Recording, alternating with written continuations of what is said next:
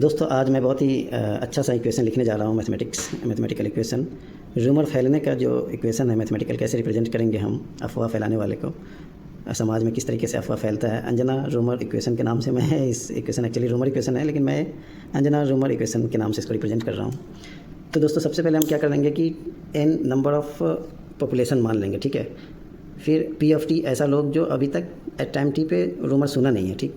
और आई of T मान लेंगे कि कुछ लोग हैं जो ऑलरेडी रूमर जान रहा है और उसको फैला रहा है। जैसे कि अभी अंजना को पता है, अंजना को बोलने से पहले उसका एमडी या उसका सीईओ उसको कोई और बोला होगा कि ये रूमर फैलाना है न्यूज़ के थ्रू। फिर उसके जानने वाले होंगे कुछ, वो किसी और जर्नलिस्ट को बोल रहा होगा कि तुम भी ये वाला रूमर फैलाओ, ठीक है। तो कुछ लोग हैं जो ऑलरेडी रूमर फैलाएगा, उसको हम मान लेते हैं आई ऑफ टी। अब हम क्या करेंगे, टाइम के साथ ये किस रेट से फैलेगा उस इक्वेशन को मैं लिखता हूँ D I of T D T equals to R spread constant. किस रेट से अफवाह फैल रहा है उस कांस्टेंट को मैं आर मान लेता हूँ, ठीक है। Equals to P of T into I of T. इसको इक्वेशन नंबर 1 मान लेते हैं। अब मैं क्या करूँगा, total number of population equals to जो अफवाह नहीं सुना है जो अफवाह फैला रहा है उसके बराबर होगा, ठीक है। फिर यहाँ से हम पी निकाल लेंगे, P equals to N minus I. इसको इक्वेशन नंबर 1 में डाल देंगे, ठीक है। अभी आप इस इक्वेशन में डालेंगे तो पी की जगह पे R into I N minus I, इसको इक्वेशन 2 मान लेते हैं। अभी इस इक्वेशन को सॉल्व करने के लिए हम क्या करेंगे, दोनों तरफ इंटीग्रेट कर देंगे, ठीक है। D I by D T integration R I into N minus 1, ठीक है। अभी डी टी को हटा देंगे, इस साइड में ले आएंगे, ठीक है, दोनों को क्रॉस साइड में मल्टीप्लाई डिवाइड करके।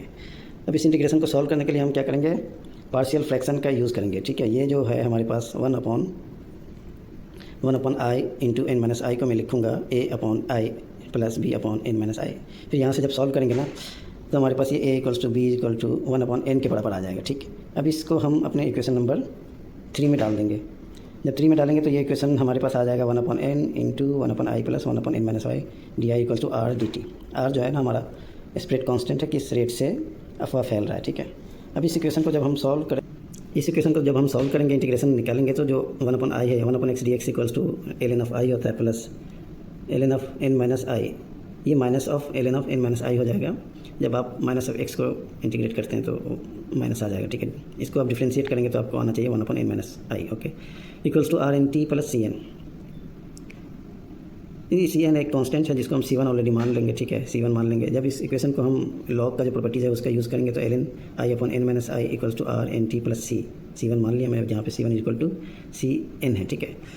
अब यहाँ से हम क्या करेंगे, लॉग को हटाएंगे तो हमारे पास क्या आ जाएगा, I upon N minus 1 equals to E to the power R N T plus C one.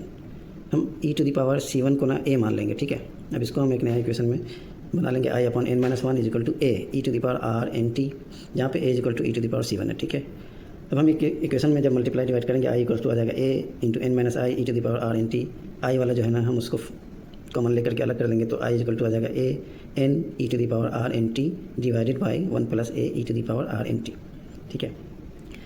अब इसको सॉल्व करेंगे, थोड़ा सा इक्वेशन नॉर्मल है। आई इक्वल टू सॉल्व करने के बाद हमारे पास आ जाएगा N upon 1 plus B E to the power minus R N T, ठीक है। हम ये इस बी को 1 अपॉन ए को मान लेंगे बी। इस बी को हम निकाल सकते हैं इनिशियल कंडीशन अप्लाई करके। इनिशियल कंडीशन में मैं मान लेता हूँ हम लोग कि टी इक्वल टू 0 पे जो अफवाह फैला रहा है उसका जो नंबर है वो आई नोट है, ठीक है।